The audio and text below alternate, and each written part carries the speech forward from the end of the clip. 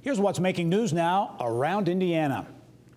Well, a big economic boost for Bristol in Elkhart County, where metal forming startup Brinko says it will make a big investment, which will bring about 250 new jobs to the region. The company is planning to use the former Chasix facility, which closed in 2017, for a high-tech manufacturing plant. Brinko plans to invest about $52 million in that project. In the northwest Indiana city of Whiting, the old Ileana Hotel will soon be replaced by a new 5-story mixed-use development aimed at attracting new business and residents to the area. Our partners at the Times of Northwest Indiana report city leaders had hoped to renovate the property, but tore it down in 2017 due to safety concerns.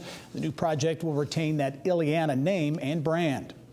And you need to head to southern Indiana to find the best place in Indiana to raise a family. That according to lendingtree.com, which released a study which named the town of Huntingburg as the best place for young families in the state. 6,000 people call the DuBois County community home.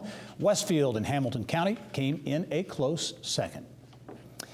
Well, Indiana has more than 400,000 veterans living in the state, and a top priority of the U.S. Department of Veterans Affairs is to ensure that those veterans receive the benefits and the services they have earned.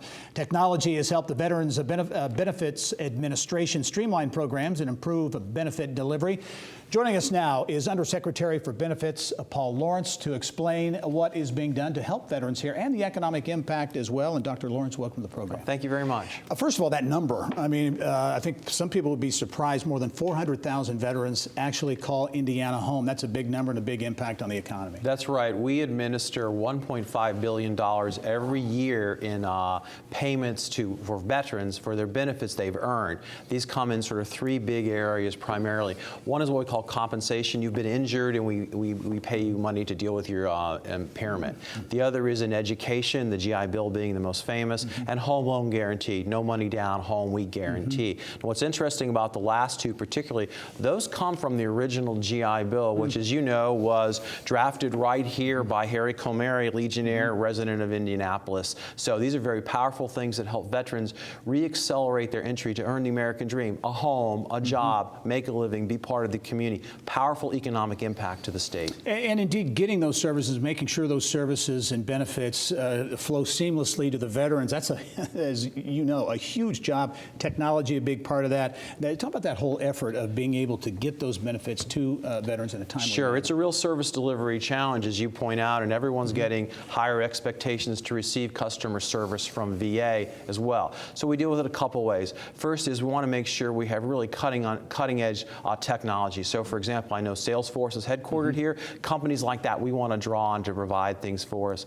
World-class techniques to be efficient, to be lean, to bring all those. And finally, quite frankly, the creativity of our staff. For example, between May and June 30th of this year, we ran what was called the Independence Day Challenge. Complete 9 weeks worth of work in 8 weeks, and we'll give you the Friday after July 4th off so you could have a 4-day weekend. We think we provided benefits to more than 50,000 veterans who otherwise would have waited through their hard work and energy. Well, as you look at 400,000 plus veterans here, they are an asset to the state from an economic development workforce standpoint.